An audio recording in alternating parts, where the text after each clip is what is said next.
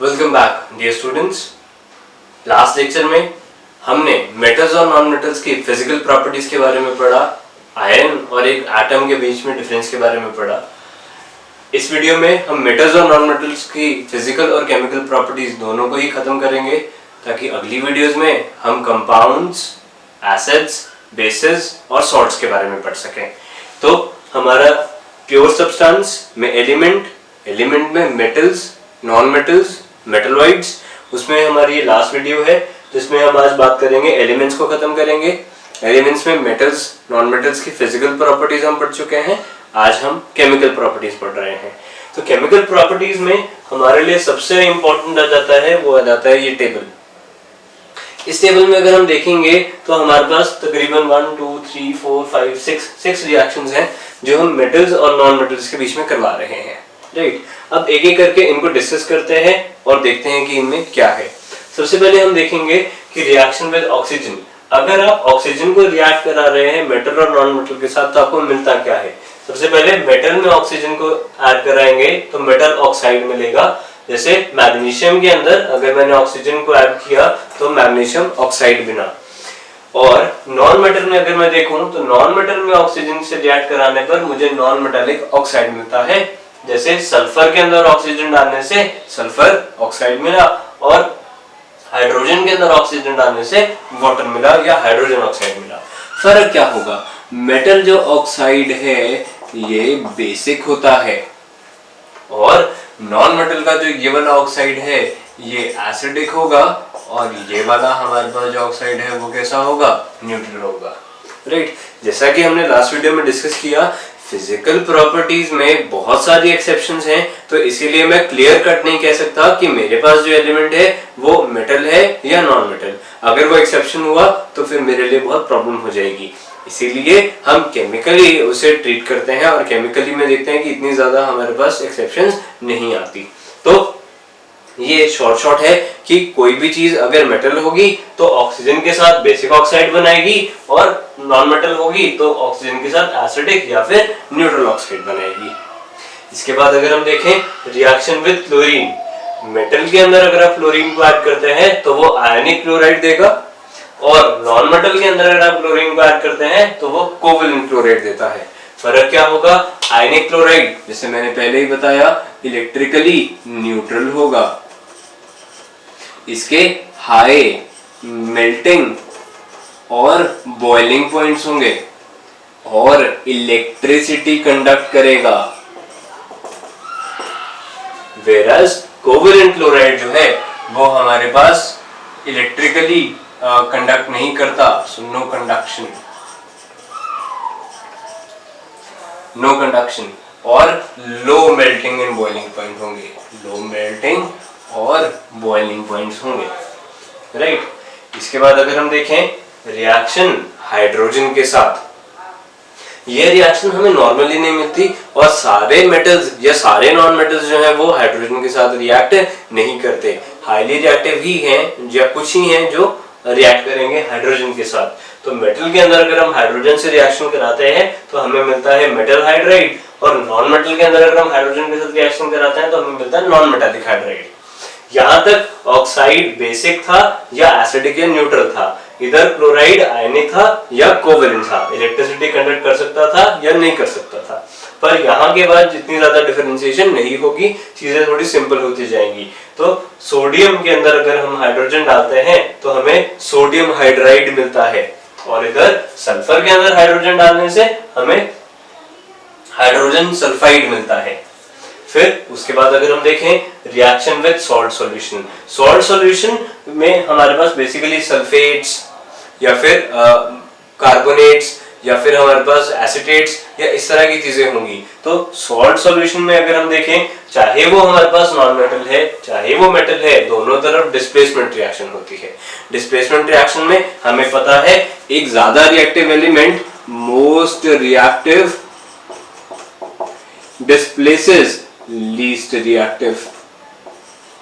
तो एक ज्यादा रिएक्टिव एलिमेंट चाहे वो मेटल है चाहे नॉन मेटल, एक ज्यादा रिएक्टिव लेस रिएक्टिव को उसके पोजीशन से हटा देता है। तो कॉपर सल्फेट में अगर हमने जिंक डाला तो जिंक सल्फेट बना और क्या बना, कॉपर। तो जिंक ज्यादा एक्टिव है कॉपर से, इसीलिए इसने इसको क्या कर दिया, रिप्लेस कर दिया। यहाँ पर भी NaBr में क्लोरीन डालने से NaCl बनेगा और ब्रोमीन बनेगा, बिकॉज क्लोरीन हमारे पास ज्यादा रिएक्टिव है ब्रोमीन से। इसके बाद अगर हम देखें रिएक्शन विद वाटर, वाटर के साथ ये बहुत इंपॉर्टेंट है मानना कि वाटर के साथ अगर हम रिएक्ट कराते हैं तो मेटल हाइड्रोक्साइड भी बनता है और मेटल ऑक्साइड भी बनता है। तो हमें कैसे क्लियर होगा कि मेटल ऑक्साइड कब बनेगा और मेटल हाइड्रोक्साइड कब बनेगा? तो यूजुअली जब ये हमारे पास लिक्विड स्टेट में होगा या रूम टेम्परेचर पे होगा, कोल्ड वाटर होगा, तो हम कहेंगे कि मैग्नीशियम को जब आप वाटर में, कोल्ड वाटर में जब आप उसको रिएक्ट करा रहे हैं लिक्विड की फॉर्म में, तो वो मैग्नीशियम हाइड्रोक्साइड देगा और साथ में हाइड्रोजन इवॉल्व करेगा। पर उसी मैग्नीशियम को जब आप स्टीम की फॉर्म में वाटर के साथ रिएक्ट कराते हैं तो मैग्नीशियम ऑक्साइड मिलता है हाइड्रोजन के साथ, ना कि हाइड्रोक्साइड। तो इसको बहुत ध्यान में रखेंगे क्योंकि एग्जामिनेशन में बहुत इंपॉर्टेंट है। अगर वो वाटर है लिक्विड की फॉर्म में या कोल्ड वाटर है तो मैग्नीशियम हाइड्रोक्साइड, यही वाटर फॉर्मूला सेम रहेगा। अगर वो स्टीम की फॉर्म में हो गया तो मेटल ऑक्साइड बनेगा, पर दोनों में ही हाइड्रोजन इवॉल्व होगी।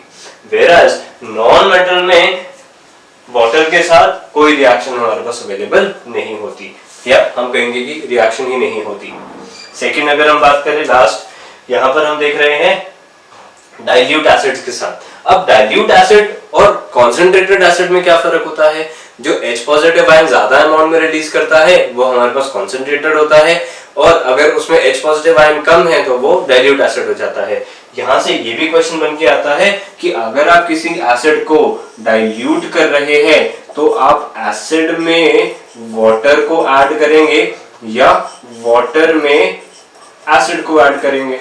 अब आप बोलेंगे बात तो एक ही है कि एसिड में वाटर ऐड हो रहा है या फिर वाटर में एसिड ऐड हो रहा है, पर बात एक नहीं है।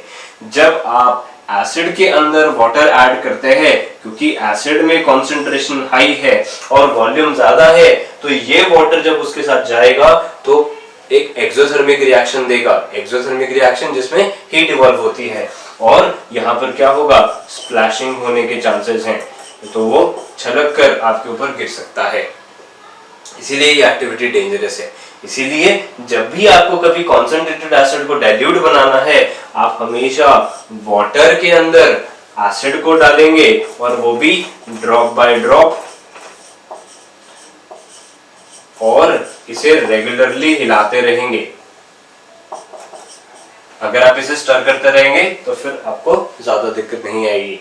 तो आप उसे रेगुलरली हिलाएं, ड्रॉप बाय ड्रॉप डालें, या टेस्ट ट्यूब से भी डाल रहे हैं तो कम क्वांटिटी में डालें, उसमें इतनी ज्यादा हीट इवॉल्व नहीं होती, तो स्प्लैशिंग का हमारे पास प्रॉब्लम नहीं होगा। चलिए यहाँ देखते हैं, सोडियम के अंदर जब हम डाइल्यूट एसिड यानी कि HCl डाल रहे हैं तो NaCl प्लस हाइड्रोजन इवॉल्व होगा, वेयरएज नॉन मेटल में यहाँ पर हमारे पास कोई रिएक्शन नहीं होती। इसके बाद अगर हम देखें, हमारे एक लास्ट चीज बचती है, वो क्या है, metalloids.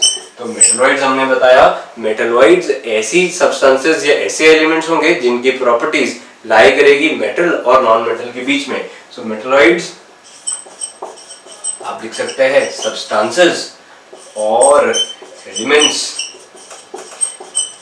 whose properties lies between that of a metal